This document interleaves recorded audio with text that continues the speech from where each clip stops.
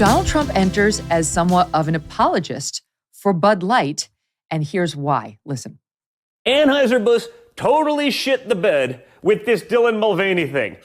I'm not, though, for destroying an American and iconic company for something like this. When I actually look into it, I'm not going to blame the whole company for the inaction or the stupidity of someone in a marketing campaign that got woke as hell. And we looked into the political giving and lobbying history of Anheuser-Busch.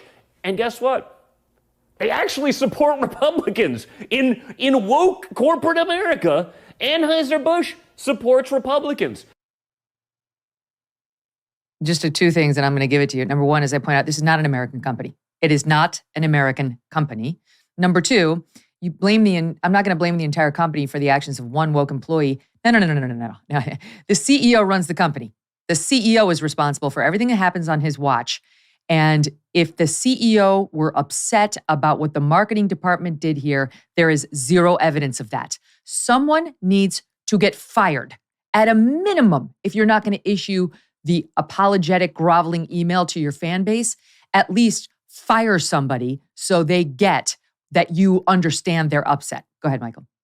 I don't know if Don is trying to play a little good cop to the rest of our bad cop here and try to keep those Republican donations from Bud Light coming on in, especially obviously as his father is running for president again. But the timing is really unfortunate here because whenever Don made that statement, at the very least, shortly thereafter, or at the very most, rather, shortly thereafter, the CEO makes this statement in which he acknowledges and doesn't quite apologize, but recognizes that it's politically divisive, and it's just really, really weak. So I agree with you. Now it's not enough for the VP of marketing to get fired.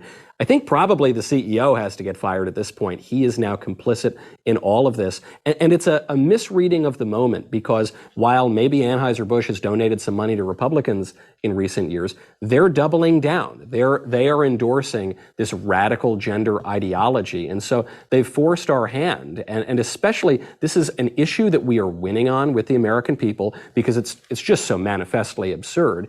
And this is one of the few times that conservatives have actually been able to impose consequences on woke companies for going rogue and appealing to the fringe left. And so this is not the time to concede. This is not the time to give it up.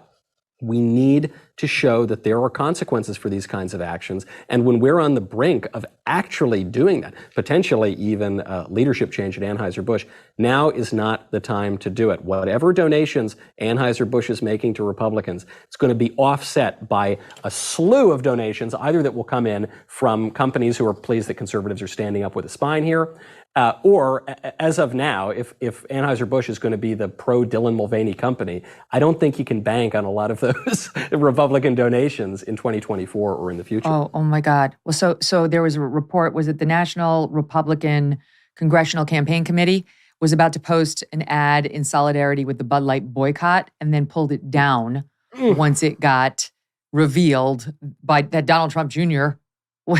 was against the boycott and that they made a lot of donations to Republicans. I guess somebody let them know, hey, this is one of your donors. And they pulled it. And now today, Ted Lieu, one of the most contemptible people in Congress, posted a picture that is like the best advertisement for Coors or Heineken you could ever want, or Yingling. Let's go with them, a nice Pennsylvania beer, where my husband's from. It's him and three others. We'll put it up here, sitting there with their Bud Light cans directly facing the camera. I mean, it just had like little actors. You know, they wanted to do what you did as a kid, Michael. They wanted to be little actors in front of the camera with their Bud Light cans, except they're mature adult men posing with their Bud Light. It's the worst advertisement for Bud Light, literally ever. So here's Matt Walsh's tweet. Let me ask you if you agree with this. This is from 416. The only corporations we can possibly hope to influence are the ones that donate heavily to Republicans. The others don't give a damn what we say or think. So any Republican pushing for us to leave Anheuser-Busch alone because they donate to Republicans is really telling us to give up the fight against corporate wokeism entirely. Pay attention to those taking this position. Lots of valuable lessons being learned right now. Do you agree with that? I think it's fair enough, although Matt might overstate just how Republican Anheuser-Busch has been. Big corporations play both sides. In fact, that was one of Donald Trump's campaign lines in 2016 when people would knock him for donating to Democrats. He said, look, I'm a big business and I play both sides and we grease the wheels wherever we can. And I'm sure that's what Anheuser-Busch has been doing. I think to give Don Jr. the benefit of the doubt, the most charitable read here, beyond just trying to protect some campaign donations for Trump and the Republicans, would be this line that a lot of conservatives in recent years have tried to push forward, which is that we oppose cancel culture and we don't want there to be any politics in the economy and in business. We want to ignore it, and we're not going to play the same game that the left does when the left goes after companies and boycotts them for not being sufficiently woke. And I just think that ship has sailed. There is no neutrality here, especially when we're talking about an issue that can't have a moderate position. Either men are men or men can become women. And furthermore, all of the companies are engaging in politics. Politics just means public life. And we're debating really fundamental stuff in the country right now because we can't even agree on what a woman is. We can't agree on what language we speak. We can't agree on what we believe in. We can't agree on borders. We can't agree on anything. And so there's no running away from that. There's no neutrality. The only way out is through. And if you ever want to restore a sensible country again, where we don't need to be litigating gender politics on beer cans, you're going to have to make companies, even companies that have been somewhat friendly, you've got to make them pay the consequences. Because if there's no stick to the companies, then the carrot isn't going to do much good. You know, the thing I think Junior's missing is the second piece of it. I think her name was Alyssa. I can't remember her last name. It's hard to pronounce. Heinerscheid. Thank you, Steve Krakauer. He's missing that she had her Hillary deplorables moment about their customer base too. That I guarantee you the Republicans that Anheuser-Busch has donated to are the Mitt Romney types. It's going to be establishment type Republicans. And there's not that there's anything wrong with them, but that's not Trump's base. Right. You know, Donald Trump Jr. should be thinking about how Donald Trump's base is thinking. The Kid Rocks of the world, right? The Travis Tritts of the world, the John Riches of the world. These are country stars who have thrown out their beer off their Bud Light off their tours.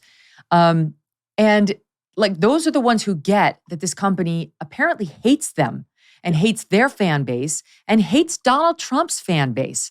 Like Donald Trump has enough donations. He got $10 million in the wake of the indictment. Like he doesn't need Anheuser-Busch's Belgian money. They need to stand with their base. So I think that was a rare political misstep by Team Trump on where the base is. They don't give a damn about prior donations on something as important like this. For the first time ever, the GOP base that objects to these crazy wokeism things is making some progress, Michael. They're making some progress, right? And it's not time to let up. It's a good case to be made for doubling down. Experts say that China is hoarding a massive amount of food. They will soon have over 2/3 of the globe's corn reserves, over half of its rice, and over half of its wheat. But when asked about it, China misleads. One China expert says they, of course, will never admit to something like that. Well, what does China know that we don't? When it comes to global food shortages, China may be the canary in the coal mine. You see, China is the world's #1 food importer. They rely on the rest of the world to keep their people fed. So they cannot afford to mess up. There could be riots, there could be civil panic or worse. That's why it's a smart idea to stock up on a kit of the best-selling 4 Patriots survival food. Create your own stockpile of the best-selling 4 Patriots survival food kits. Hand-packed in the USA, the kits are compact and stack easily. They have different delicious breakfasts, lunches, and dinners, and their 5-star reviews on the website rave about the flavor and taste. Right now, you can get 10% off your first purchase of 4 Patriots survival food by typing in the code MK at checkout. Just go to the numeral 4patriots.com and use code MK to get 10% off your first purchase of 4 Patriots survival food. That's 4patriots.com. Use the code MK. Hey, thanks so much for watching. If you like what you just saw, hit the subscribe button for more clips and full episodes.